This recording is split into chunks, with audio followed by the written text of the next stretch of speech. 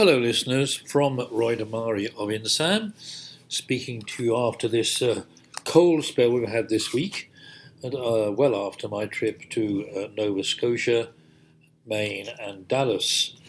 Over there in Nova Scotia, I went to a farm devoted to blueberries and maple syrup. And I'm going to tell you about maple syrup, but not until towards the end of this broadcast, because I think I ought to comment on a couple of more serious things in terms of economics and politics that have been going on these last few days. I've learned from Harry Dent, my guru, that he has changed his mind, but in a very specific way. In fact, it was quite a shock to see that he suddenly said, you should now be buying shares. And he's been talking about a collapse in the market for many months now. In fact, he's getting very close to it, according to him. And yet he still said buy. But it turned out that the buy signal he had identified was in very specific domains. And I can't even tell you what they are because he has not yet released the video spelling out the reasons for his very constrained optimism. Anyway, I still think it's a very risky market for us all. But in saying that, of course, we may have missed some opportunities on the upswing. What I'm looking for all the time with Trump and company is to see real economic progress in the United States as distinct from the psychoeconomics we identified with Alan Bonner a couple of weeks ago, where just the fact that he's saying things makes people more optimistic. I don't know how long that can last. I should not imagine terribly long, because clearly he changes his mind, he backs off things, and some of the nonsense of economics that he produces will be proven to be just that, nonsense in due course.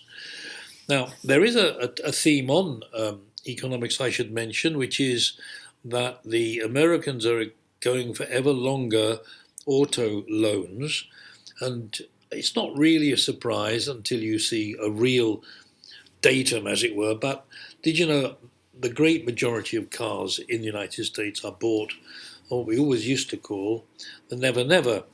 And it turns out their average car loan is about 5.5 years. So by the time you paid for your car, it's just about clapped out anyway. So there we are. That may be changing. The car makers keep offering incentives to try and keep those steel machines leaving their factories. Can they keep it up? Well, so much doubt about everything in the USA and the economy as a whole at the moment. Brexit, of course, is also one of the great areas of doubt. But I must admit that I was quite impressed with Theresa May's decision to hold a general election in early June, because that will give her a much bigger majority. I mean, the person, hardly dare say his name, who is supposed to be running the Labour Party, will surely be kicked out very seriously, and the number of Labour MPs will go right down, probably leaving the Conservatives with at least 100, and he could even be 150. We'll see if my forecast is right on that. But I think the Conservative Party is just about to wipe out the Labour Party for a few years anyway, until they change their leader.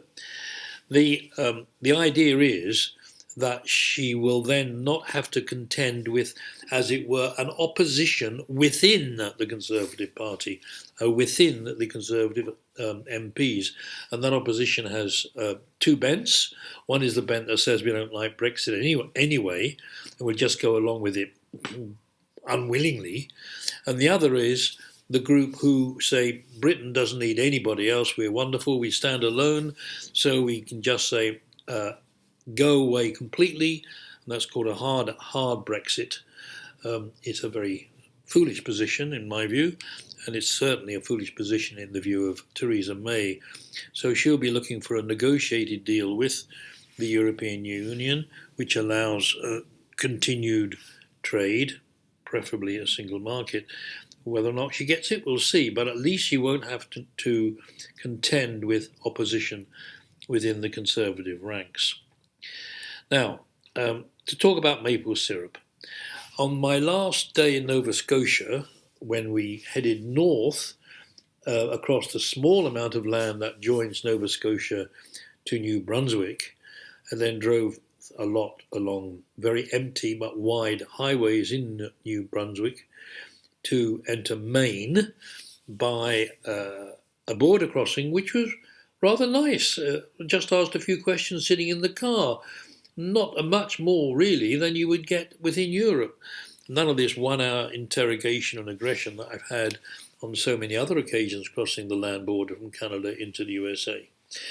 Anyway, the beginning of that trip involved us going to a farm, still in Nova Scotia, a farm called Davison, by the way. It's not very relevant, but if you want to look it up, for a maple syrup breakfast. And that means they make pancakes and put maple syrup on them, and you can have things like blueberries, of course. And it's a very tasty and very filling breakfast.